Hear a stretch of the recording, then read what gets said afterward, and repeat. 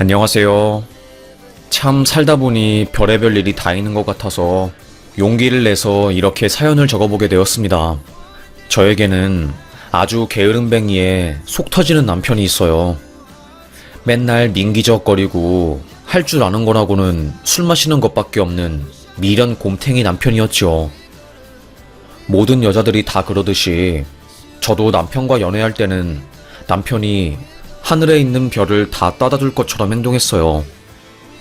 정말 당신을 만난 게 내 인생 최고의 행운인 것 같아. 여보, 너무 사랑해. 입에 발린 말을 그득하게 하면서 저를 꿰어내었습니다.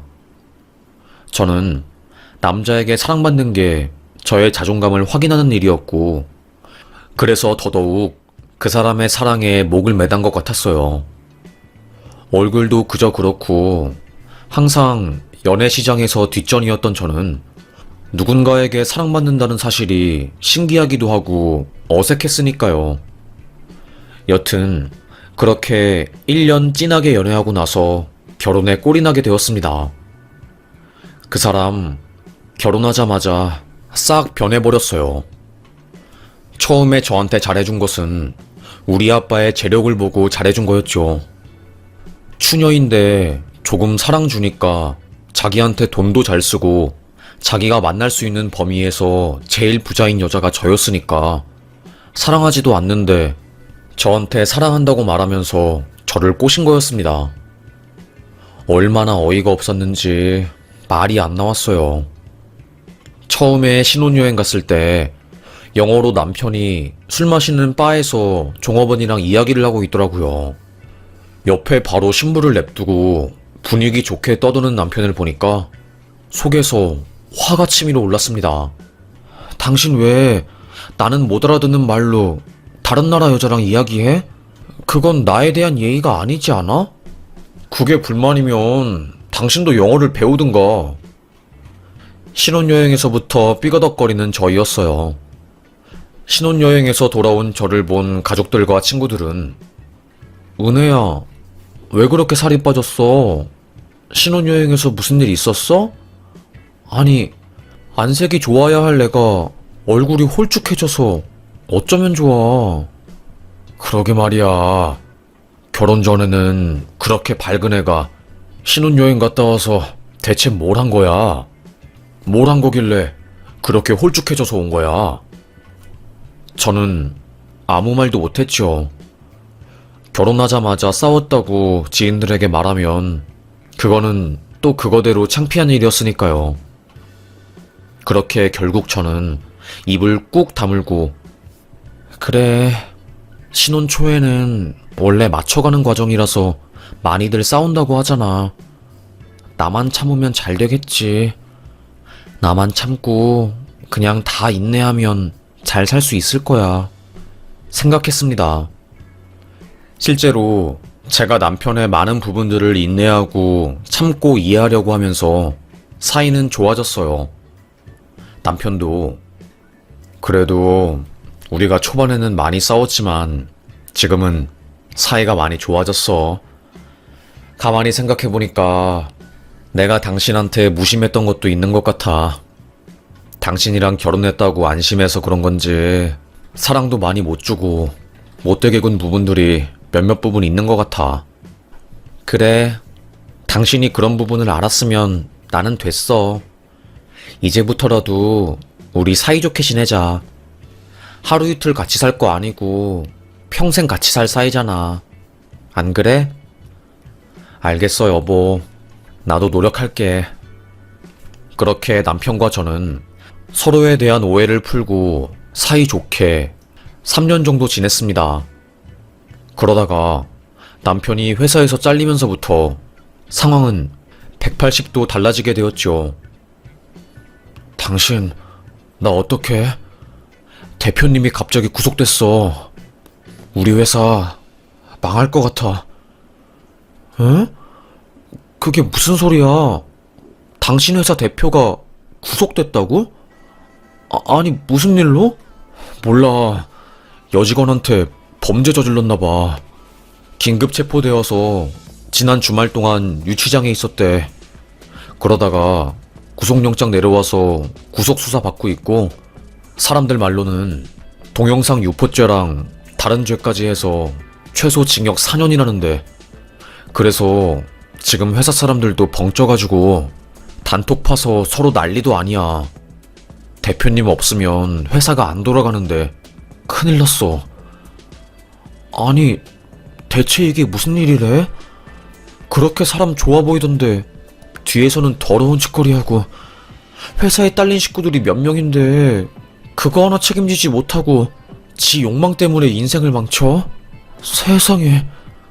그렇게 한 달 뒤 대표가 구속되니 회사는 운영될 수가 없었고, 파산 절차를 밟으면서 남편도 자연스럽게 회사에서 쫓겨나게 되었어요. 뭐 딱히 기술이 있는 것도 아니고 학벌이 좋은 것도 아니고 자격증이 있는 사람도 아니어서 재취업은 힘든 상황이었습니다. 나이가 적은 것도 아니었고요. 이 사실을 알게 된 우리 아빠가 남서방이 회사를 잘렸다고? 어쩌면 좋니. 에휴. 저에게 생활비를 보태주셨어요. 우리 딸이 남서방 실직한 것 때문에 힘들게 살면 안 되니까 아빠가 할 수 있는 선에서 도움 주마. 하루빨리 남서방이 사회에서 다시 자리 잡았으면 좋겠네. 아빠는 할머니가 물려주신 유산과 보물들로 생활이 넉넉한 편이셨고, 저희 부부에게 충분히 도움을 줄 수 있는 사람이었어요. 남편도 아버님 정말로 감사합니다. 제가 면목이 없네요. 은혜 행복하게 해준다고 했는데 제대로 해준 것도 없고, 아버님이 저 도와주신 거 생각하면서 빨리 재취업할 수 있도록 하겠습니다. 아빠가 생활비를 도와줘서 나름 먹고 살만해지니까 남편의 재취업 노력은 점점 더 희미해져 갔습니다. 당신 회사 안 알아봐? 언제까지 집에서 놀고 있을 거야? 아, 요즘 경기가 안 좋은 걸 나보고 어쩌라고. 나라고 계속 집에 있고 싶겠어? 아니, 그러면 자격증 공부라도 하든가. 그렇게 회사 취업이 안 돼서 집에만 있을 거면 청소라도 하든가. 맨날 집에서 팬티바람으로 집을 쓰레기장으로 만들고 밤만 되면 동창들이랑 술 마시러 나가고, 이게 정상이야? 당신 제발 정신 좀 똑바로 차려. 그렇게 살지 말라고, 인생. 알겠어? 저와 남편은 부부싸움이 날이 갈수록 더 심해졌어요. 돈 한 푼도 벌어오지 않는 남편놈은 제 카드랑 우리 아빠가 준 생활비로 술집에 가서 술값 40만원씩 턱턱 긁고, 백수 주제에 동창들한테 잘 나가는 척 하고 싶다고 우리 아빠 벤츠차 끌고 가고 사고 내고 속 썩인 적이 한두 번이 아니었죠. 그러다가 아빠가 아프게 되면서 일은 더 커졌습니다. 아빠는 뇌출혈로 쓰러지셨어요. 10년 전에 뇌출혈로 쓰러지신 이후로 군대에서 일하시다가 전역을 하시고 연금 나오시는 거랑 할머니 유산으로 하시는 일 딱히 없이 넉넉하게 살고 있으셨거든요. 그런데 다시 한번 뇌출혈이 터지면서 아빠가 위급한 상황에 빠지게 된 거였습니다. 너무 놀란 저는 다니던 회사도 휴직을 하고 아빠의 곁을 지켰어요. 아빠, 우리 아빠 이렇게 돌아가시면 안 돼요. 한평생 자식 키운다고 고생만 했는데 이렇게 죽으시면 안 되죠. 억울해서 안 돼요. 정말로 의사 선생님도 놀랄 정도로 지극정성으로 저는 간호를 했어요.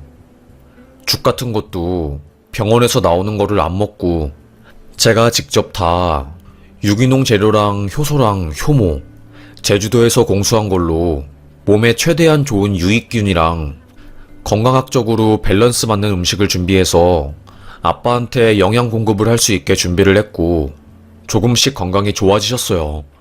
그런데 남편놈은 아빠가 아픈데 눈코빼기 안 보이더라고요. 아빠 아프니까 아빠가 사는 집, 자동차 전부 자기 거가 된 것 마냥 보험 들고 아빠 외제차 2대를 굴리고 다녔고 저는 속이 터졌지요. 당신 뭐 하는 거야? 아빠가 쓰러졌는데 병원 한 번 안 와? 당신이 그러고도 사위야? 내가 미쳤지. 당신같이 무능하고 능력도 없고 성격도 안 좋은 사람을 남편으로 데리고 왔으니 속이 터진다 터져. 내가 어쩌자고 당신 같은 사람을 만난 거야? 남자로 태어나서 그렇게 찌질하게 살고 싶어? 아니 내가 뭘 어쨌다고.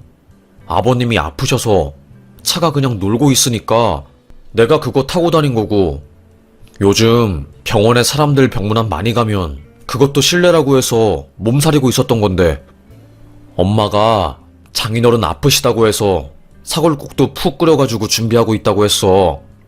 나도 다 생각이 있다고.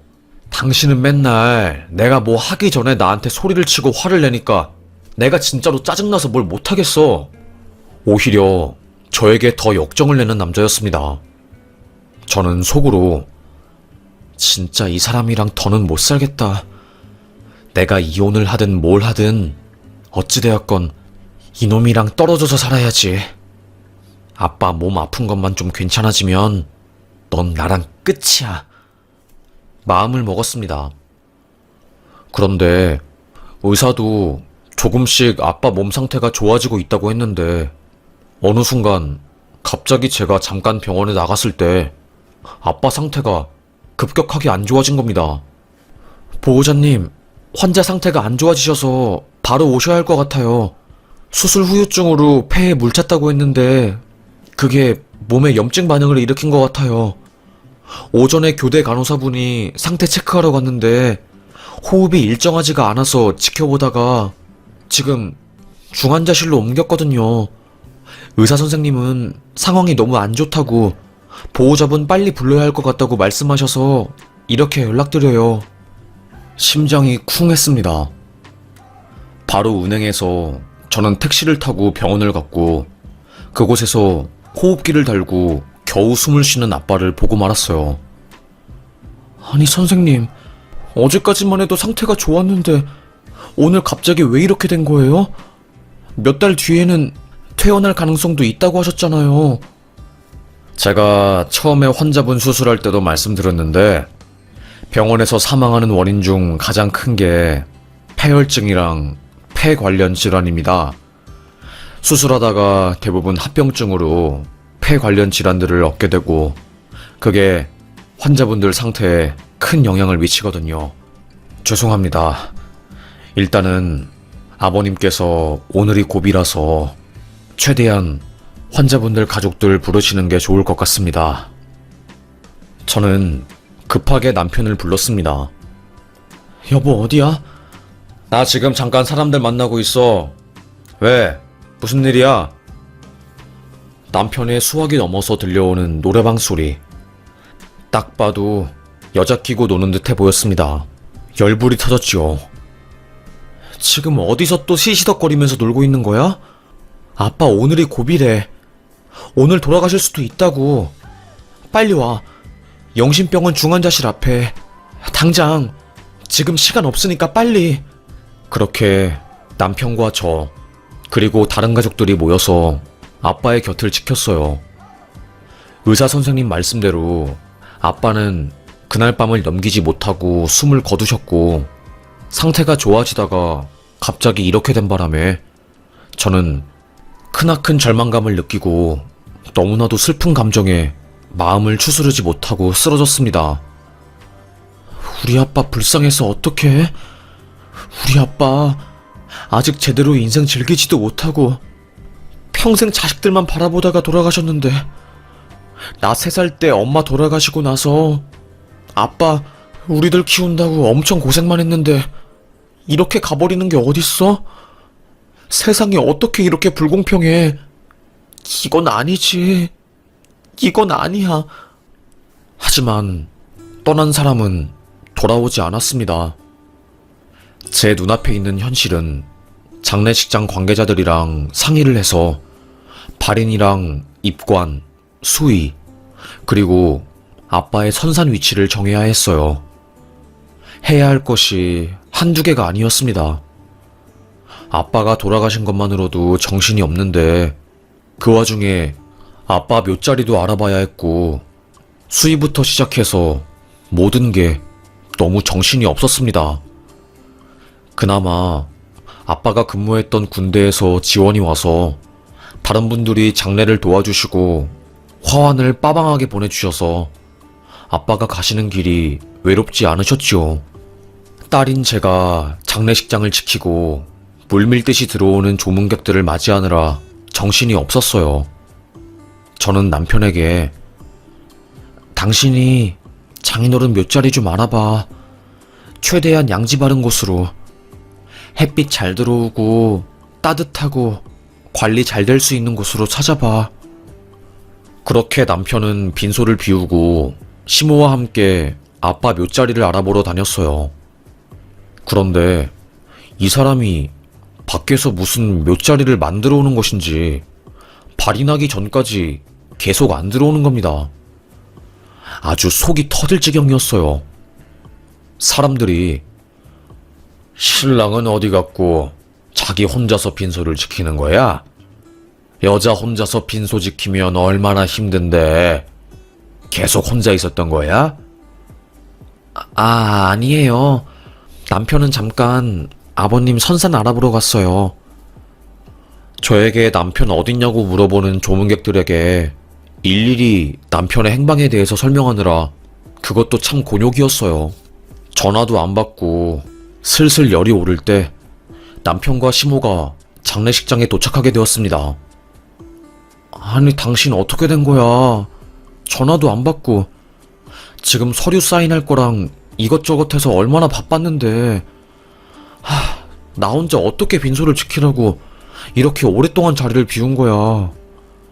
아니, 선산이 한두 개도 아니고 최대한 좋은 자리 알아보느라 그랬지. 모란공원이라고 경기도 쪽에 자리 한 개 나온 게 있대. 그래서 거기로 예약했고 선수금 500만원 내고 왔어. 발인 끝나고 안치한 다음에 묘 올리는 방식은 따로 거기 사무실 가서 정하면 된대. 나도 나름대로 열심히 알아보느라 그런 거야. 제발 좀. 남편이 그리 말하니 저는 할 말이 없었어요. 자기도 좋은 묘자리 알아보느라 시간이 걸렸고 핸드폰이 꺼져서 전화를 못 받았다고 하니까 할 말이 없었죠. 일단 급한 대로 빨리 손님들을 최대한 정중하게 모시는 게 우선이었기 때문에 장례가 끝날 때까지 정말로 최선을 다했던 것 같아요. 장례가 끝나고 아빠의 영정사진을 들고 아빠가 그동안 많이 갔던 장소를 한 번씩 들르는 의식이 있었어요. 망자가 이승을 떠나기 전에 집이나 직장 등에서 마지막 인사를 하고 간다는 그런 의미라고 하더라고요. 저도 처음 장례를 진행해본 거라서 경황이 없었습니다.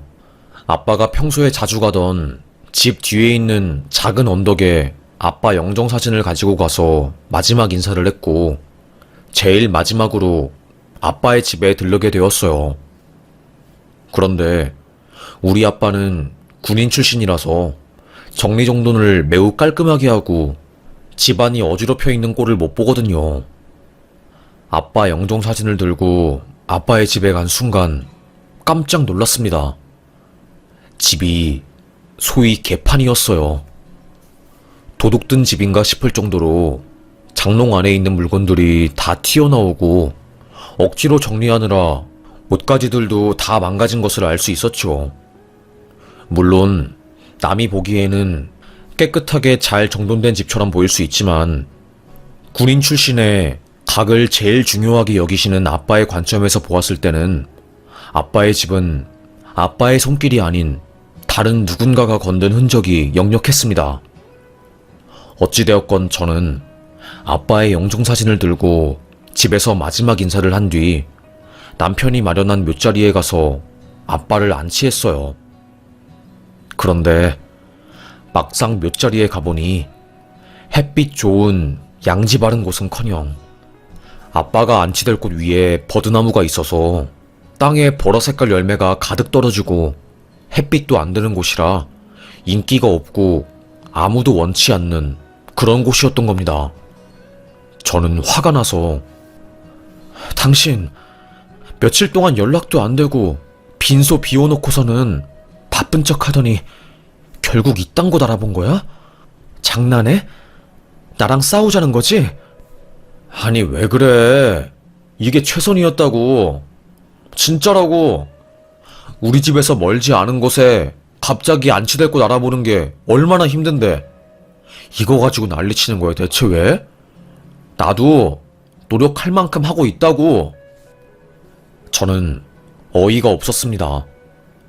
거기 있는 사무실에 가서 아니, 버드나무 아래에 있는 땅을 주시면 어떻게 해요? 지금 장난하는 거예요? 거기에 묫자리 만들면 열매 떨어져서 아빠 묫자리가 보라색으로 물들 게 뻔한데. 아니, 남편분께서 제일 싼 곳으로 달라고 해서 그래서 저희는 그 전에 버드나무 있는 것도 말씀 다 드렸어요. 원하시면 남쪽 방향으로 양지 드릴 수는 있죠. 가격이 비싸서 그렇지. 가격 상관없이 햇빛 드는 곳으로 주세요. 아니, 누가 자기 부모님을 음지, 그늘 가득한 곳에 모십니까, 상식적으로. 저는 화가 나서 소리를 빽 지르고 아빠 시신 안치되기 10분 전에 묫자리를 바꿔서 최종적으로 안치를 했어요. 발인까지 따라온 친구들은 너 괜찮아? 네 남편도 정말 너무하다. 어떻게 장인어른 마지막 가는 길인데 이렇게 성의 없이 알아보니? 아무리 갑작스러운 죽음이라고 해도 그렇지. 이건 아니지. 어쩌면 좋아. 다들 저의 처지를 안타깝게 여겼습니다. 그렇게 아빠의 마지막 길을 배웅한 저는 남편과 싸늘한 분위기 속에서 말 한마디 안 섞고 집에 도착했어요. 남편도 제 눈치를 살살 보고 있더라고요. 나 지금 기분이 안 좋아서 잠깐 밖에 산책하러 다녀올게. 알겠어. 남편에게 이렇게 말하고서는 저는 아빠의 집에 갔습니다. 아빠 유품 정리도 할 겸 마지막 온기를 느껴보려고요. 아빠 집에 가서 자세히 살펴본 순간 저는 알 수 있었어요. 아빠의 집에 누군가 들어와서 아빠가 할머니한테 물려받은 귀중품들을 싹 다 가지고 갔다는 것을요. 아빠는 항상 은혜야, 전쟁 나거나 아빠한테 무슨 일 있으면 여기 장롱 안에 있는 명주실 속에 금반지랑 귀금속들 챙겨라. 알겠니? 아, 진짜. 아빠는 왜 무섭게 그런 말을 해? 그러지 마, 아빠. 저는 그 말을 한 귀로 듣고 한 귀로 흘렸거든요. 항상 아빠는 당신이 죽으면 혼자 남을 딸내미가 걱정되었던 것인지 늘 자신이 죽으면 집에 숨겨둔 돈뭉치와 귀금속들을 가지고 가라는 말을 하셨습니다. 군인 출신이라서 그런지 늘 전쟁이 나면 대비해야 하는 것들도 알려주셨거든요. 그래서 그게 생각이 나서 장롱 속에 있는 명주실을 딱 꺼냈는데 아무것도 없는 거였습니다. 게다가 각 맞추어 접어놓은 아빠의 티셔츠들은 전부 뭉태기가 되어 있어서 어지럽게 질서 없이 포개져 있었고요. 저는 그 순간 확신할 수 있었어요. 집에 누가 들어와서 아빠 물건을 다 가지고 간 거야. 바로 전 홈카메라를 설치했습니다. 예전에 자취할 때 강아지가 집에서 혼자 뭐 하는지 보기 위해서 설치했던 카메라를 찾아서 아빠의 집에 설치를 했고 저는 경찰에 신고했어요. 귀금속이 없어졌다고 하니까 경찰들도 바로 과학수사대를 불러서 지문 채취를 해가더라고요. 그리고 아파트 CCTV를 돌려봤고요. 수사 결과는 며칠 걸린다고 하길래 저는 조용히 검사 결과를 기다렸습니다. 그리고 며칠 뒤 알게 된 충격적인 소식. 그리고 제가 설치한 카메라에 잡힌 영상들. 경찰은 지문 대조를 해봤는데요. 사위님이 장롱 손잡이랑 커튼, 그리고 명주실을 만진 걸로 나왔습니다. 아파트 CCTV에서도 사위분으로 추정되는 남자랑 노년의 여자분이 들어갔다가 나오셨고요. CCTV를 확인한 저는 그 여자를 보자마자 소리를 질렀습니다. 시어머니도 한패였구나. 그리고 제가 설치한 홈카메라에서도 남편이 죽은 아빠의 집에 다시 와서 외제차 차키를 두고 간 모습이 찍혔어요. 알고 보니 장례식이 진행되고 있을 때 땅을 알아본다고 하면서 우리 아빠 집에 와서 남편과 시모가 귀금속들을 싹 다 가지고 간 거였습니다. 어차피 죽은 사람 거니까 우리가 가지자고 하면서요. 와, 소름이 쫙 끼치더라고요. 저는 경찰에게 이 사람들 당장 주거침입죄에 도둑질했으니까 관련 형사소송으로 싹 다 고소하겠습니다. 경찰은 남편분 아니세요? 네, 남편이긴 한데 이혼할 거라서 상관없습니다. 경찰은 깜짝 놀랐지만 저의 강한 의지를 보고 알겠다고 고소장 쓰시고 접수하라고 조언을 해주었어요. 저는 로스쿨 6기 출신 변호사인 제 친구에게 전화를 걸어서 도움을 요청했고, 고소장은 최대한 간결하게 쓰라는 친구의 조언에 따라 알겠다고 고맙다고 말을 한 뒤 고소장을 썼습니다. 물론 이혼 소장도 함께 썼죠. 고소장이 날아가서 경찰 출석 조사를 받으러 오라는 전화를 받은 남편은 당신 미쳤어? 어떻게 나를 고소할 수 있어? 당신 정말로 정신 나간 거야? 미친 거냐고. 우리 엄마도 고소하면 어쩌자는 거야? 내가 장인어른 집에 좀 갈 수도 있지. 끝까지 뻔뻔하게 거짓말이네. 당신 우리 아빠 집에 가서 단순히 차키만 가지고 나온 게 아니라 아빠 귀금속들 다 가지고 나왔잖아. 당신 지문 나오고 과학수사대가 싹 다 와서 조사한 것도 있어. 적당히 핑계대고 법정에서 보자. 그리고 저는 이혼 소장도 함께 날렸습니다. 바로 저와 남편이 사는 집에 들어가서 용달차를 불러서 남편의 짐을 싹 다 뺐어요. 아저씨, 이거 잘 좀 날라주세요. 부탁드릴게요. 용달차를 통해서 저는 남편의 짐을 전부 다 시댁에 보내버렸습니다. 경찰 출석 조사를 받은 시모도 놀라서 이게 어떻게 된 일이니? 응?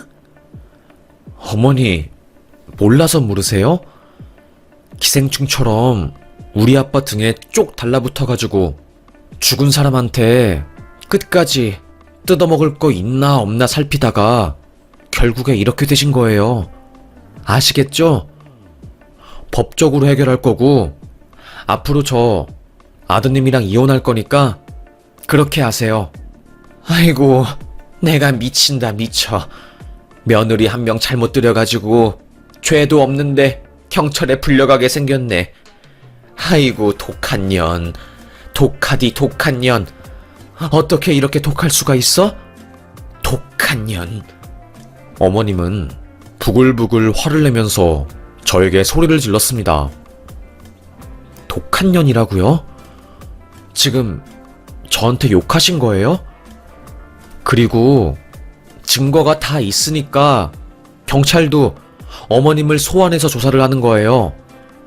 이런 식으로 발뺌하시고 죄 없다고 하면 판사님이 괘씸해서 괘씸죄로 형량 높게 때릴 수 있으니까 그렇게 하시고 행동 똑바로 하세요. 끝까지 우리 아빠에 대한 예의는 없이 죽은 아빠 집에 가서 집털이나 한 모자 주제에 주제 파악하고 사세요. 저는 시댁에 막말을 퍼붓고 전화를 탁 끊었습니다. 시댁은 난리를 치면서 저에게 소리를 지르려고 했지만 끊긴 전화 때문에 더 이상 저에게 소리를 지르지 못하더라고요. 저는 순간 패닉이 되었지만 제가 정신 못 차리면 남편이랑 시모한테 복수하지 못하고 우리 아빠만 억울하게 귀금속 털리게 된다고 생각하고 정신 똑바로 차리고 경찰 조사에 임했습니다. 제가 설치한 홈카메라도 물론 증거품으로 제시를 했어요. 형사는 무슨 아유 악질 중에 악질이네. 아주 미쳤어 정말로. 장인 장례 중에 집에 들어가서 물건 털고 아유. 형사도 혀를 내두를 정도였습니다. 저는 속상한 마음에 경찰서에서 왈칵 눈물을 쏟고 말았어요. 돌아가신 아빠에게 불효를 저지른 것 같아서요. 영장이 내려와서 경찰이 시댁집을 압수수색했고 거기서 우리 아빠의 귀금속과 할머니가 물려주신 귀한 보물들 몇 점이 나왔어요. 그거 가격만 전부 2억 8천만 원이었습니다. 금도 엄청 많았거든요. 다행히 시중에 유통된 것은 없고 안전하게 저의 품에 들어오게 되었어요. 저는 그걸 따로 금고보관소에 맡겨서 보관을 했고요. 혐의가 인정이 되어서 남편과 시모는 재판에 넘어가게 되었어요. 기소되어서 재판에 넘겨졌어요.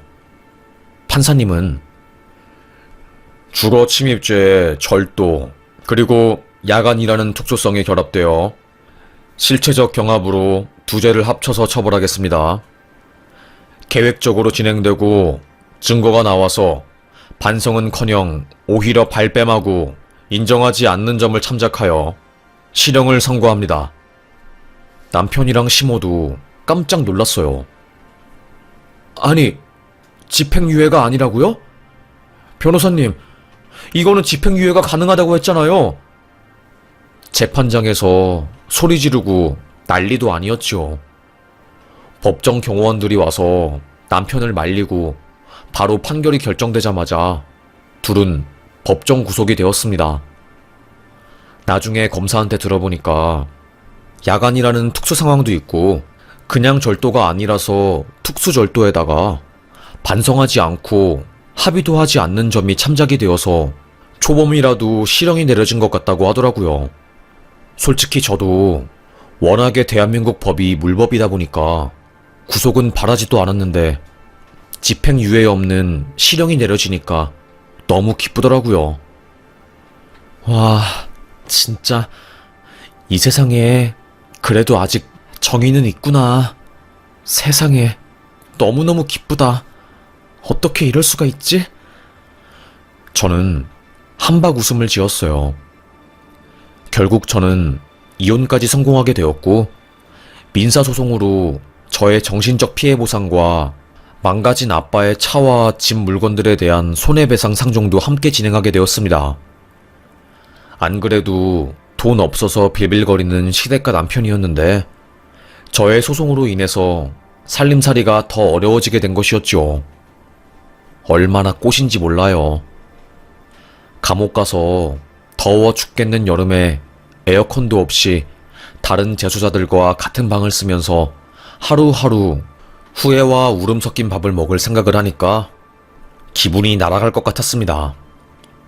죄를 지은 사람은 벌을 받고 못된 마음 먹은 사람들은 힘들게 살았으면 좋겠는 저의 작은 소망이 이루어진 것 같았어요.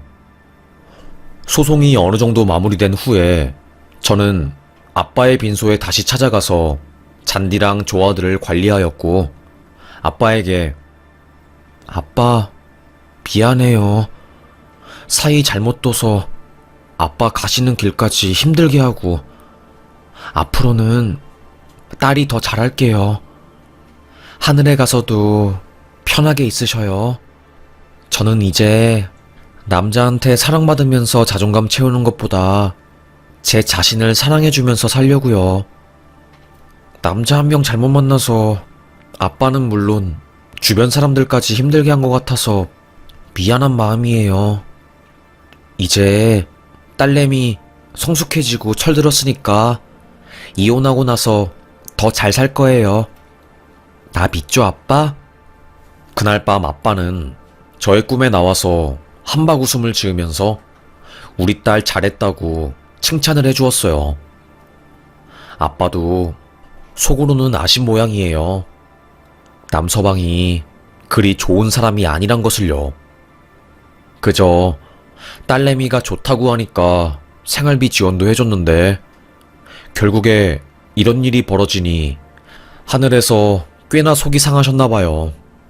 꿈에서까지 나온 걸 보니까요.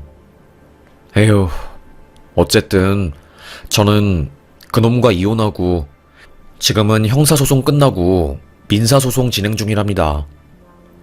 남편과 시모의 사건은 주변에 다 소문이 났어요. 아마 남편 놈은 출소해서도 제대로 된 직장을 가지지 못할 것 같아요. 그도 그럴 것이 징역형이 떨어졌으니 어떤 곳에서 남편을 받아주겠어요. 시모도 동네에 소문이 다 나서 아마 얼굴도 못 들고 다닐 거예요. 집에 압수수색이 들어왔으니 옆집에서 보고 깜짝 놀라서 시모의 동네 아줌마들 모임에 다 소문을 냈나봐요. 아주 잘된 꼴이지요. 제 친구들도 야 은혜야 잘됐다. 네 남편 능력도 쥐뿔 없으면서 장인 능력 믿고 맨날 외제차 타면서 술 마시더니 결국에 인생 구렁텅이로 빠졌네. 그러게 착한 아내 만났으면 그런 줄 알고 알아서 잘 모시면서 살지. 결국에 지 무덤을 지가 판 꼴이 됐네. 아주 잘됐다 잘됐어 하면서 친구들은 하하하 웃으면서 즐겼네요. 저도 그러게 말이다. 남자한테 받는 사랑이 뭐라고. 내가 콩깍지가 씌어서 쥐뿔도 없는 놈 만나서 평생 고통받을 뻔했네. 에휴, 진짜 잘됐다 잘됐어. 그렇게 저는 이혼했고 지금은 저의 일을 하면서 잘 살고 있습니다. 전 남편이랑은 다시는 연락하기 싫어서 지금 전화번호도 바꾸고 이사간 상황이에요. 결혼 한번 잘못했다가 아주 몇 년 고생 많이 했네요. 여러분도 저처럼 불장난 같은 사랑 때문에 인생 망치지 마시고 이성적으로 잘 생각해서 행복한 하루 나날들 보내시길 바라요. 현명한 선택해서 행복한 삶 사시길 바라겠습니다. 저의 이야기도 참고하시면서 결혼할 때 선택 잘하세요. 좋은 남자라면 결혼하는 거 적극적으로 권장하겠지만 그렇지 않다면 말리겠습니다. 저는 다시 태어나면 결혼할 거냐고 누가 물어보면 안 하는 게 나을 것 같다고 말하네요. 그럼 저의 이야기 들어주셔서 감사합니다. 오늘 날도 더운데 여러분 더위 먹지 마시고 행복하셔요. 여기서 마무리하겠습니다. 감사합니다.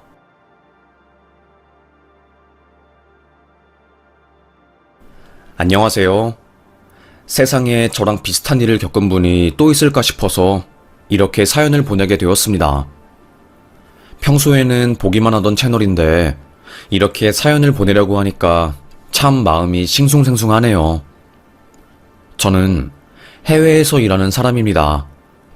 20살 때 뉴욕으로 가서 대학을 나오고 29살에 아버지 회사를 물려받으면서 줄곧 미국에서 살았어요. 그런데 미국에서 살아본 한국인 분들은 아실 거예요. 묘하게 이질감이 드는 타국살이. 어디에서도 환영받지 못하고 항상 외딴 섬에 둥둥 떠다니는 것 같은 그런 기분은 저를 외롭게 만들었죠. 어딜 가든 동양인이라는 이유로 환영받지 못했어요. 사람들은 제가 명문대를 나오고 사업을 하는 대단한 사람이라고 치켜세우는 동시에 동양인이라는 그 하나만으로 저를 무시하거나 은근히 깊은 속마음까지 안 주는 경우가 허다했죠. 겉으로는 케빈이 최고라고 케빈이 없으면 안 된다고 하면서 저를 통해서 취할 수 있는 이득은 다 취하더니 제가 자리에서 없어지면 저의 뒷담을 심하게 까대는 그들이었습니다. 저는 그런 문화에 환멸이 났고 종종 길거리에서 가해지는 인종차별 때문에 마음의 상처는 더더욱 깊어지는 상황이었어요. 그 무렵에 아버지 건강이 안 좋아지면서 미국에서 사업을 접고 한국으로 들어오게 되었고 저도 아버지에게 아버지, 저도 고향에서 살고 싶습니다. 미국이 아무리 기회의 땅이라고 해도 저에게는 너무나도 살기 벅차고 힘든 곳인 것 같아요. 아버지, 저 미국 말고 한국으로 가고 싶습니다. 아버지도 알겠다고 동의를 해주셨어요.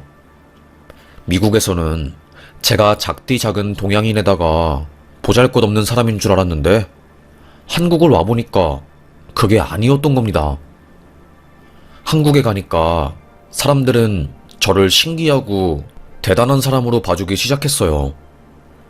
미국 명문대에서 공부를 하고 체격도 있고 영어도 잘하고 좋은 차, 좋은 옷, 좋은 집에서 살면서 사업까지 하니까 저를 대단한 사람 취급을 해주더라고요. 한국도 마찬가지겠지만 미국의 경우 동양인이 초라한 행색에 없어 보이는 모습을 하면 바로 무시하고 서열 낮은 사람으로 인식이 되거든요. 저도 마찬가지였죠. 그래서 무시당하지 않으려고 저라는 사람의 가치를 더 높이고 그랬는데 넓은 땅덩어리인 미국에서 제가 아무것도 아닌 존재였지만 한국에서는 아니었던 거였죠. 사람들은 저를 보고 진짜 열심히 살았네. 이야, 대단하다. 이제는 조금 쉬엄쉬엄 살아. 이룬 것도 많으니까 행복하게 살아야지. 돈도 많은 사람이 왜 그렇게 몸을 혹사시키면서까지 힘들게 사는 거야? 그러게 말이야. 내가 너였다면 여자들도 많이 만나고 데이트도 하면서 살 거야. 저는 친구들의 말을 듣고 제 인생에 대해서 다시 생각해보게 되었어요. 그래, 나는 20살에 뉴욕으로 건너가면서 어떻게든 이곳에서 살아남겠다고 발버둥 쳤지. 그래, 그래서 연애라는 것은 한 번도 해보지 못하고 일만 하면서 살았던 것 같아. 지금까지 이렇게 살아온 내가 조금은 바보 같고 멍청하다. 나도 이제는 연애도 하고 사랑도 하고 행복이라는 것을 느끼면서 살아야지. 마음 먹었습니다. 한국에 와서 심리 상담을 받을 때 상담쌤도 저에게 그런 말을 하더라고요. 연애하는 게 좋을 수도 있다고. 건강한 정서적인 교류를 하면 좋을 거라고 하면서요. 그렇게 저는 연애를 하기 위해서 다양한 활동을 많이 했어요. 소개팅 같은 건 오글거려서 못할 것 같고 자연스러운 만남이 저에게 가장 좋을 것 같다는 생각이 들었지요. 그렇게 가게 된 곳이 유료 독서 모임이었어요. 친구 중 한 명이 야, 너는 영어도 잘하고 능력도 좋으니까 그런 모임 한번 나가면 사람들이 너한테 호감 표시 많이 할 거야. 그러니까 거기 가서 여자친구 만드는 것도 나쁘지 않은 선택이라고 본다, 나는. 그래? 정말로 그곳에 가면 여자친구 만날 가능성이 높아지냐? 그럼 사람들이 순수하게 독서하러 모이는 거겠니? 다들 남녀 만나려고 꾸미고 독서 모임 참석하는 거야. 너는 아직 잘 모르나 본데 그런 곳에서 이성 사귀기 괜찮아. 저는 고개를 끄덕거리고 그곳에 참석하게 되었어요. 여기서 아주 아리따운 여성분이 있었습니다. 20대 초반이었고 저랑은 나이 차이가 많이 났어요. 저도 그녀가 이뻐서 첫눈에 반했고 그녀도 저의 매력을 알아봐 주셔서 적극적으로 호감 표시를 했습니다. 우와, 신기하다. 뉴욕에서 오셨다고요? 대박이다. 저 뉴욕에 꼭 한번 가보고 싶었어요. 우와. 그래요? 뉴욕은 사는 것보단 한번 관광으로 놀러 오시면 좋을 거예요. 이런 식으로 스몰 토크를 이어가던 저희들은 조금씩 사적으로 만나는 횟수가 많아지면서 서로에 대한 마음을 확인하게 되었습니다. 하지만 저는 결혼할 상대를 찾고 있었고 만남을 시작한 여성분은 나이가 너무 어렸어요. 20대 초중반이었으니 30대 중후반인 저에게는 부담스러운 나이였지요. 그래서 저는 정중하게 사실 나는 결혼할 여자를 찾고 있어요. 그런데 보라 씨는 너무 이쁘고 나의 이상형에 거의 100% 부합하기는 하지만 결혼까지는 힘들 것 같아서 우리 더욱더 깊은 관계로 빠지기 전에 이쯤에서 정리하는 게 좋을 것 같아요. 저의 말에 그녀는 충격을 받은 듯한 눈빛을 보냈습니다. 저도 너무나도 마음에 드는 그녀와 헤어지는 게 가슴 아팠어요. 그러다가 며칠 뒤 그녀가 저에게 연락을 했습니다. 오빠, 나 아이 가졌어요. 오빠 아이 가졌다고요. 심장이 쿵 떨어질 것만 같았죠. 피임을 열심히 한다고 했는데 헤어진 그녀가 아이를 가졌다는 소식에 저는 너무나 놀라서 어쩔 줄 몰랐어요. 정말이에요? 처음에는 사실을 부정했습니다. 나도 이렇게 될 줄 몰랐는데 어떻게 하죠? 떨리는 그녀의 목소리를 들으니 저는 죄책감이 들었고, 이렇게 된 거 내가 책임질게요. 내 아이니까 내가 책임지는 게 맞죠. 병원 같이 가서 아이 상태 확인해보고 각자 부모님한테 찾아가서 말해봅시다. 저와 그녀는 결국 결혼을 기약하게 되었습니다. 그래, 어차피 교제하던 사이였고 나이 차이만 아니었으면 내 마음에 쏙 드는 여자였어. 나도 나이 차이 때문에 좋은 여자를 놓칠 뻔한 거니까 이번 일은 차라리 잘 된 거라고 생각하자. 그렇게 저는 엄마 아빠에게 말했어요. 엄마 아빠, 저 결혼하고 싶은 여자가 생겼어요. 뭐라고 우리 아들? 여자친구 있는 거 엄마 아빠한테 말 안 했잖아. 언제 생긴 거야? 그리고 어떻게 결혼까지 결심하게 된 거야, 아들? 어휴, 진짜 놀랍네. 예상하지 못한 저의 결심에 부모님은 모두 놀람을 금치 못했어요.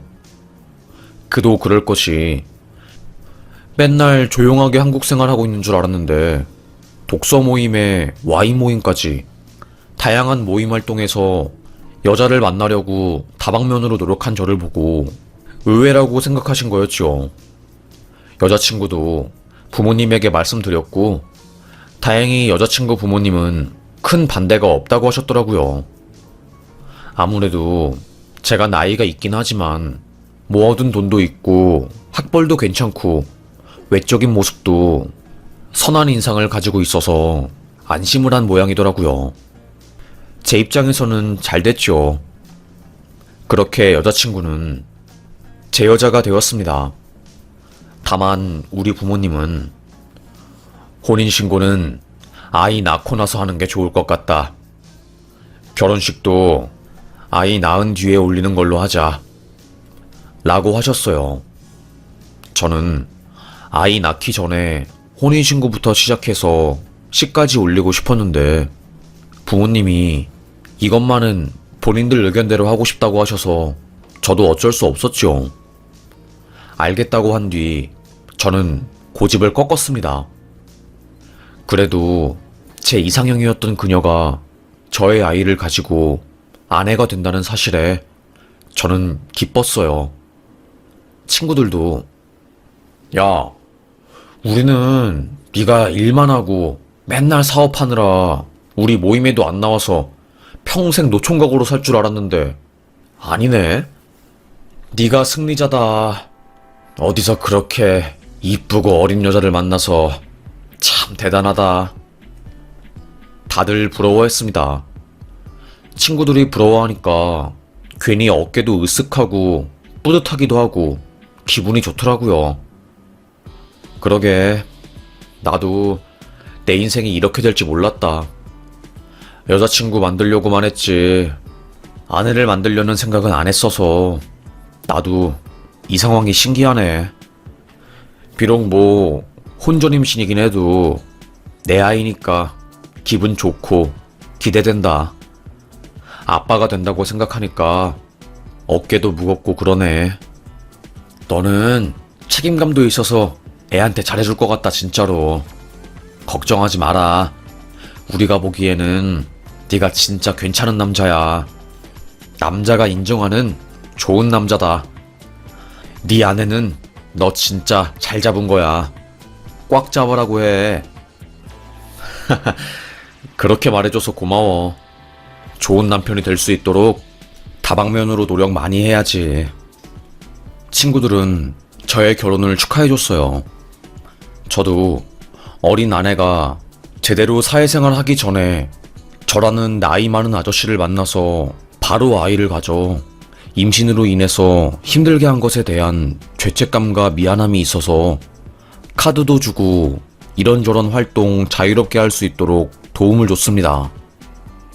오빠를 만나서 나 요즘 너무 행복해. 내 친구들이 나 엄청 부러워해.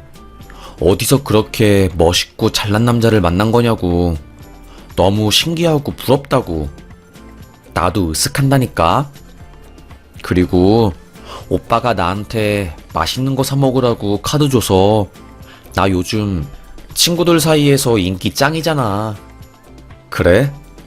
그렇게 기뻐하니까 나도 기분이 좋네. 자기 뱃속에 있는 우리 아이도 맛있는 거 먹게 하려면 당신이 행복하고 맛있는 거 많이 먹고 다니는 게 가장 좋은 거지. 나는 당신이 행복하면 나도 행복해. 그렇게 저희는 누가 봐도 사이좋은 부부, 인꼬 부부가 되어갔습니다. 하루하루 지나면 지날수록 그녀에 대한 저의 사랑도 깊어졌어요. 나이는 어리고 남들이 보면 사치스러운 여자처럼 볼 수 있지만 저에게는 너무나도 사랑스러운 그녀였거든요.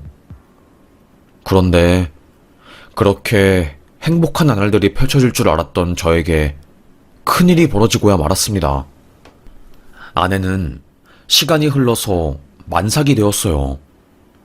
누가 봐도 임산부였고 출산을 얼마 안 두고 있었죠.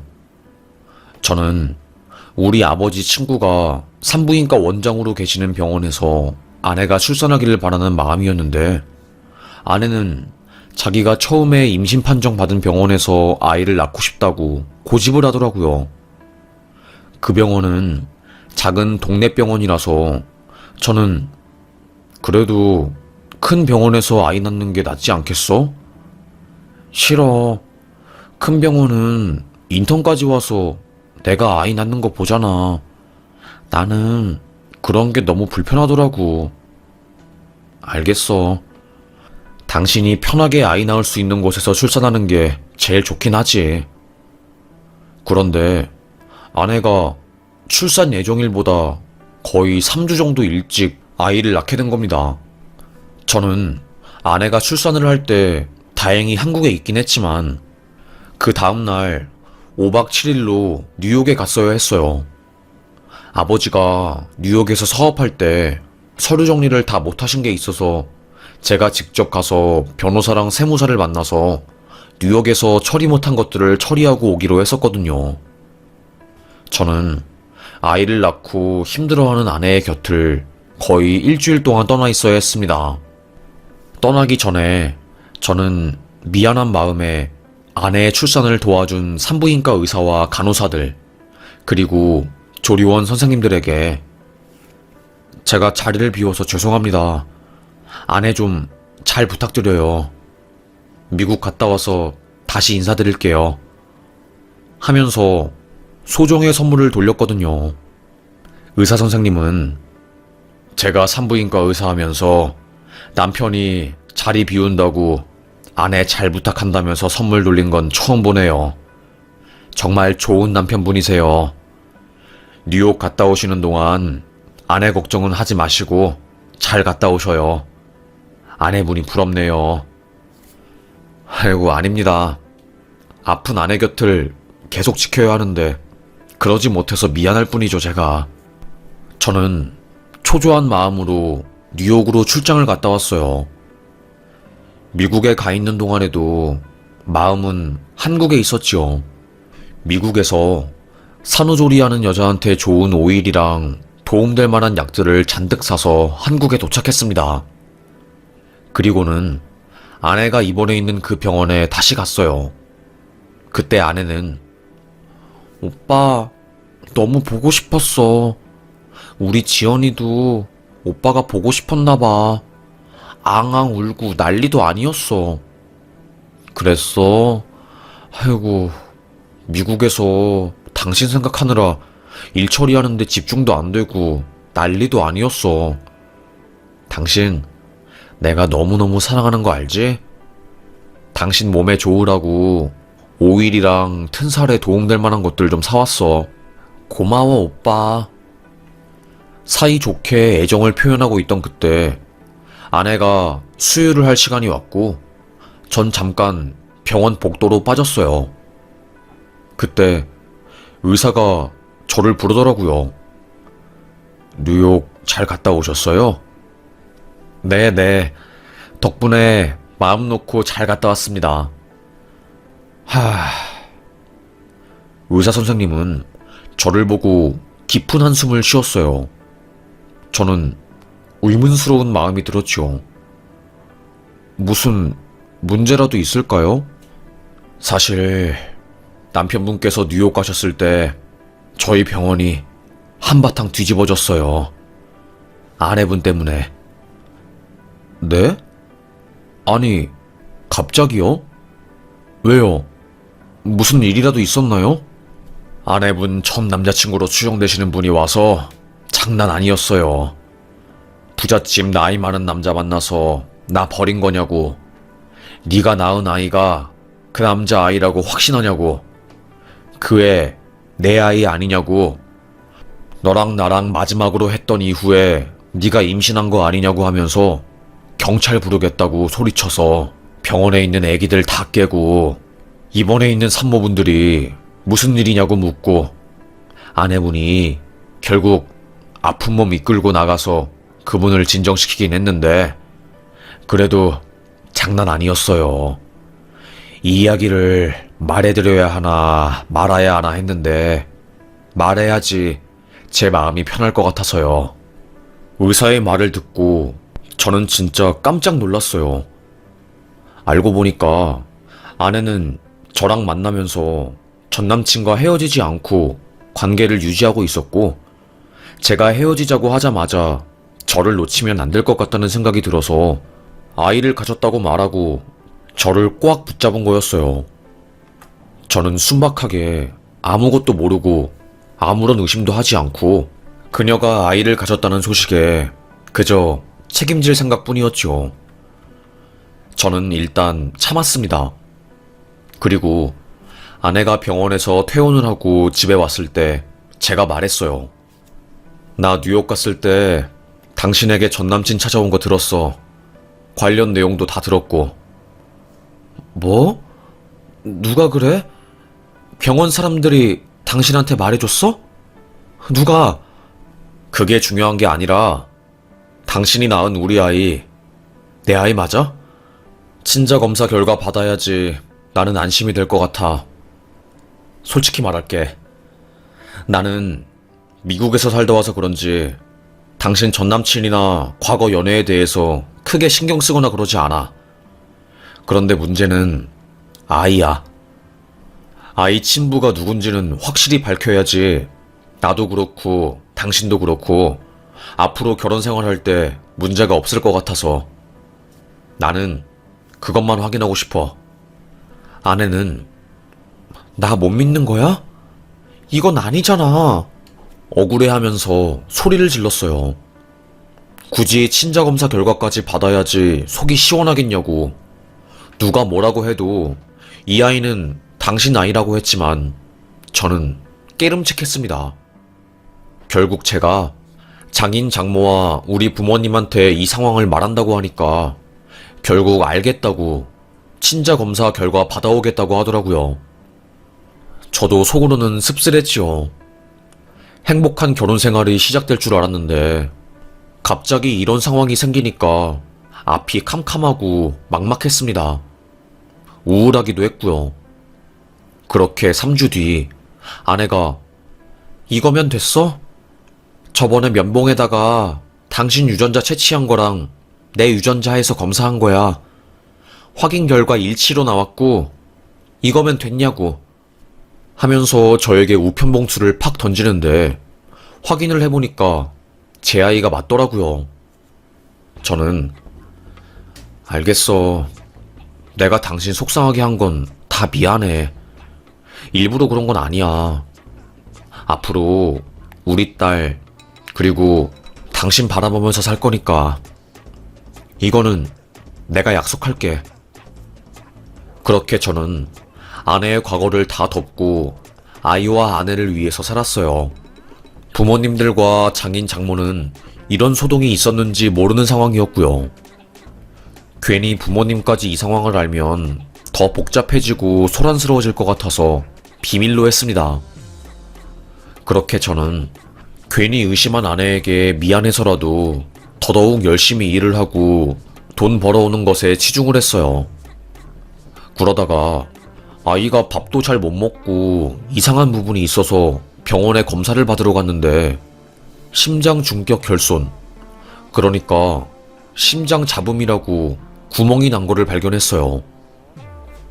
수술을 하면 좋아지는 병입니다. 고칠 수 있어요. 신생아한테 주로 발생되는 현상이고 아무래도 어린 나이에 수술을 하는 거다 보니까 가슴 사이에 흉이 질 수는 있습니다. 아이가 수술을 받기 위해서 혈액형 검사를 하고 다시 세부적인 검사를 하게 되었어요. 그런데 그때 아이 혈액형이 제가 알던 혈액형이 아닌 겁니다. 저는 AB형이고 아내는 B형이었어요. 그런데 딸이 O형이라는 겁니다. AB형과 B형 사이에서 O형은 나올 수 없었어요. 순간 친자 검사 결과지가 생각이 났어요. 뭐야? 분명히 아내가 나한테 보여줬던 그 결과지에서는 내 아이가 맞다고 나왔는데 이게 어떻게 된 일이야 정말로. 말도 안 돼. 대체 무슨 일인 거지? 저는 무척이나 혼란스러웠습니다. 집으로 가서 서랍에 두었던 친자 검사 결과지를 가지고 거기에 적혀있는 단체 번호로 전화를 했습니다. 친자 검사 결과지 위조인지 확인하려고 전화드렸습니다. 여기 위에 있는 등록번호로 위조 사실 확인할 수 있을까요? 네, 확인할 수 있습니다. 잠시만요. 연결 부서로 전화 넘겨드리겠습니다. 저는 연결된 부서 사람에게 친자 검사 결과지 등록번호를 말했어요. 이거는 저희 쪽에서 발행해드린 친자 검사 결과지가 아닌 것 같습니다. 없는 등록번호로 나옵니다. 그리고 방금 보내주신 팩스로 검사 결과지 확인해 봤는데 저희 쪽 양식이랑 달라요. 기관명만 저희 쪽으로 되어 있지 저희가 공식적으로 발행해드린 거랑은 완전히 다릅니다. 위조 가능성이 있네요. 심장이 쿵 했어요. 저는 아내 몰래 딸과 저의 친자 검사를 다른 기관에 맡겼고 그곳에서 판정을 받았어요. 친자 불일치요. 알고 보니 아내는 검사를 맡겼지만 불일치 결과가 나오자 검사 결과를 조작해서 저에게 우편물을 보여준 거였습니다. 정말로 충격적이었어요. 그때 참을 수 없는 분노가 치밀어 올랐고 저는 장인어른과 장모님에게 이 사실을 모두 말했습니다. 손녀, 제 딸 아니네요. 아니 김서방, 그게 갑자기 무슨 소리인가? 이번에 친자검사 결과 나왔는데 제 딸 아니라고요. 그래도 정이 있으니까 판막 수술 비용은 제가 대드리겠지만 그 이상은 저도 책임지지 않겠습니다. 헤어질 거고 갈라설 거예요. 그리고 민사소송 걸 겁니다. 사기 결혼이니까요. 저의 한마디에 장모님은 한 걸음에 병원으로 달려오셨고 아내에게 대체 넌 무슨 짓을 하고 다닌 거야? 친자 검사 결과가 뭐 어쩌고 저째? 어떤 놈이랑 놀러 다닌 거야 너? 아내 머리끄댕이를 잡고 병원에서 소리 지르고 난리도 아니었습니다. 아내는 아니 엄마 뭐 내가 뭘 어쨌다고 나한테 난린데 나는 잘못 없다고. 아 진짜 억울해서 미치겠네. 고래고래 소리 지르고 장난 아니었습니다. 병원 관계자들이 와서 말리고 화가 난 장모님은 끝까지 아내 머리끄댕이를 잡았어요. 저는 당신 나한테 친자검사 결과도 속이고 결혼생활 하려고 했구나. 내 재력, 내 능력 이런 것 때문에 나를 속인 거야. 아무리 돈이 좋아도 그렇지, 편안한 삶이 좋아도 그렇지, 사람을 이렇게 속이면 안 되지. 이건 범죄야. 당신 알아? 당신 지금 나한테 범죄 저지른 거라고. 아내는 아무 말도 못하더라고요. 애만 불쌍하죠. 저는 우리 부모님에게도 이 사실을 말했고, 병원에서 우리 부모님과 장인어른과 장모님이 마주쳤어요. 그래도 양심 있는 장모님은 우리 엄마에게 무릎을 꿇고 죄송합니다. 면목이 없습니다. 제가 딸을 잘 키웠어야 했는데 우리 딸이 그렇게 놀러 다니는 거를 좋아하더니만 결국에 사고를 치네요. 정말 너무너무 죄송합니다. 엉엉 울었습니다. 그렇게까지 서럽게 우는 사돈댁한테 우리 엄마는 더 이상 뭐라고 하지도 못하고 뭔 이런 일이 다 있어요? 내가 애를 뉴욕에서 공부시키고 좋은 어른으로 자라게 하려고 엄청 노력했는데 사람 잘못 만나서 인생 꼬이고 에휴 됐고 더 이상 말할 것도 없으니 나머지 해결해야 할 건 법적으로 합시다. 그게 깔끔할 것 같네요. 감정으로 호소해봤자 거짓말만 더 할 것 같으니 우리는 더 이상 이야기하지 않는 걸로 합시다. 엄마와 아빠는 저를 끌고 집으로 갔고, 그렇게 저는 그날 이후로 아내와 연을 끊고 장인 장모와도 연락을 하지 않았어요. 아빠는 친한 친구분에게 저의 이혼 소송을 맡기셨고, 그분께서 이거는 사기 결혼에 해당합니다. 이 사실을 안 지 아직 한 달도 안 되었으니 혼인 무효 소송 걸면 이혼 소송하지 않고 법적으로 미혼 상태로 서류 정리 가능할 거로 보입니다. 사기당했다는 사실을 안 지 7개월 이내면 혼인 무효 소송 걸 수 있거든요. 그리고 형사 판결 나면 그때 민사 소송으로 가면 될 듯합니다. 그렇게 저는 변호사 도움으로 소송을 진행하게 되었어요. 친자 검사 결과 조작한 종이, 그리고 몇 개월 뒤 다시 제가 따로 친자 검사한 결과 종이를 증거 품목으로 냈고, 아내가 출산하고 병원에 있을 때 아내의 전 남자친구가 찾아와서 난동 피울 때 있었던 의료 관계자들을 참고인으로 불렀지요. 다행히 재판은 잘 풀려서 저는 혼인 무효 소송에서 승소를 하여서 법적으로 미혼인 상태가 되었습니다. 저의 소식을 들은 동창들과 친구들은 미친 거 아니냐? 어떻게 이런 일이 다 있냐? 너 열심히 살았는데 괜찮아? 심적으로 괜찮은 거 맞아? 모르겠다. 나도 힘들긴 한데 뭐 시간 지나면 괜찮아지겠지. 어떻게 이런 일이 나한테 생기냐? 그래도 내 아이인 줄 알고 잘 키우려고 했는데 도저히 내 아이가 아닌데 품고 살 순 없겠더라고. 네가 착하고 순박하니까 이런 일을 당했다고 생각해. 그냥 똥 밟았다고 생각하자. 똥 밟은 건 씻어낼 수라도 있으니까. 알겠지? 저는 고개를 끄덕였습니다. 하지만 친구들과의 전화를 끊고 펑펑 울었어요. 저도 힘들었던 거였죠. 결국에 저는 그녀와 이혼을 하고 다시 뉴욕으로 건너가서 살게 되었습니다. 한국에서 받은 상처는 쉽사리 지워지지 않았고, 뉴욕에서 3년간 일을 하다가 그곳에서 좋은 연을 만나서 다시 귀국을 했어요. 그때 독서 모임에서 만난 사람들이 저에게 연락을 하더라고요. 준석이 형, 뉴욕 갔다가 다시 왔다면서요. 그런데 그 소식 들었어요? 무슨 소식? 전 아내에 대한 소식이었어요. 전 아내는 결국 저와 헤어진 이후에 아이 키우는 것을 포기하고 남자를 만나면서 거의 폐인처럼 산다고 하더라고요. 아이는 장모님, 그러니까 전 장모님이 키우시게 되었고, 전 아내는 클럽이랑 이런저런 유흥거리를 즐기면서 알코올에도 중독되고, 심지어는 약에 손까지 대서 감옥까지 갔다 왔다고 하더라고요. 형 뉴욕 가고 나서 형이랑 그 사람이랑 헤어진 거 알았어요. 우리 모임 사람들도 엄청 깜짝 놀랐어요. 되게 착하고 참한 여자인 줄 알았는데 충격이라고.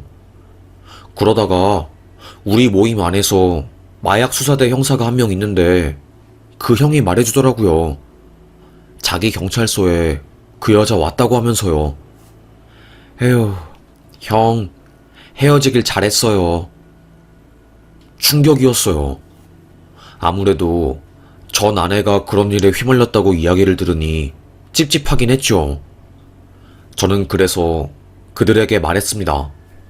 내 전 와이프에 대한 이야기 들려주는 것은 좋은데 그런 이야기 듣는 것도 나에게는 스트레스로 다가오거든. 나는 지금 좋은 여자 만나서 다시 결혼 준비하고 있으니까 전 아내에 대한 이야기는 안 전해줘도 좋은 것 같아. 그래서 이렇게 이야기한 거야. 제가 딱 잘라서 말을 하니까 그 모임 구성원들도 저에게 더 이상 그 여자에 대한 이야기를 하지 않았습니다. 솔직히 저는 그렇게 생각해요. 뒷담을 까는 사람도 잘못이지만 그 뒷담 이야기를 전해주는 사람은 더 잘못이라고요. 이번 일도 비슷한 부류의 상황이라고 생각하고 전 아내에 대한 이야기를 전하지 말라고 부탁을 했네요.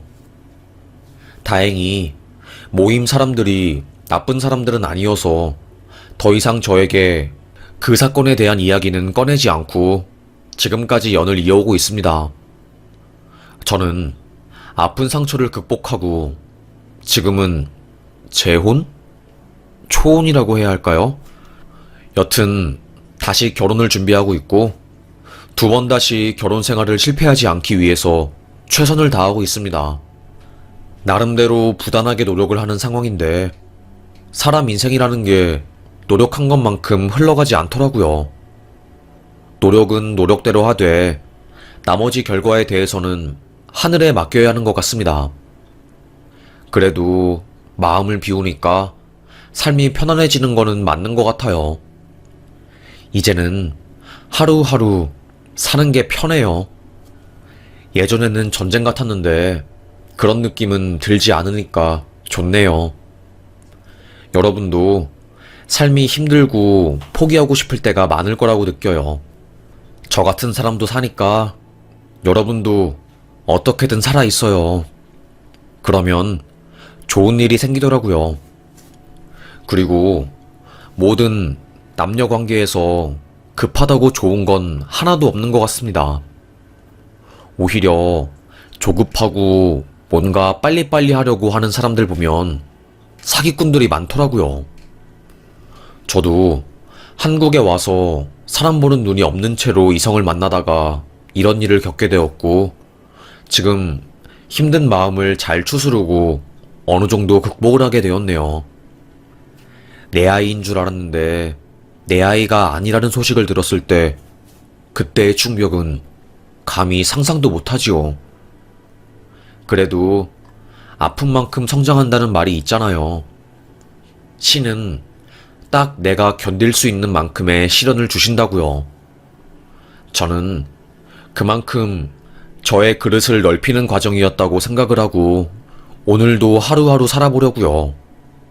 내가 힘든 것은 내가 감당할 수 있는 만큼 힘든 거니까 힘들면 힘들수록 나의 그릇이 커지는 과정이라 생각하고 인내하려고 합니다. 뉴욕에서 인종차별 받았을 때가 세상에서 제일 힘든 순간이라고 생각을 했는데 살아보니 그것도 아니네요.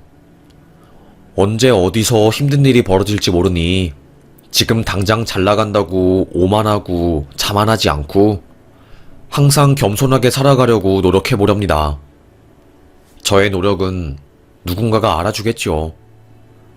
평소에 이 채널을 보면서 심적으로 위로를 많이 받았기 때문에 저도 이렇게 저의 인생에서 힘든 일을 극복한 사연을 함께 나누면서 서로 위로해주고 싶어서 이렇게 사연을 적게 되었습니다. 부디 채택되었으면 좋겠네요. 그리고 만약에 전 아내가 이 사연을 보게 된다면 정신 차리고 지금이라도 건강한 삶 살았으면 좋겠습니다. 저는 이제 누군가를 미워하거나 그런 마음이 없어요. 분노는 나를 다치게 할 뿐이더라고요. 힘들지만 내가 너무나도 싫어하는 원수를 용서해야 나도 살 수 있겠더라고요. 여튼 저의 긴 이야기 들어주셔서 감사합니다. 여러분도 건강하시고 긍정적이고 발전적인 하루 되시길 바라겠습니다. 뉴욕도 요즘 너무 덥네요. 다음 주에 한국에 들어가는데 한국 날씨도 꽤나 덥다는데 더운 요즘 지치지 말고 한 걸음 한 걸음 나아가 봅시다. 감사합니다. 모두들 힘든 상황이지만 파이팅 해봅시다. 그리고 건강 조심하셔요. 긍정적으로 생각하면 뭐든 다 풀리게 되어 있답니다. 감사합니다.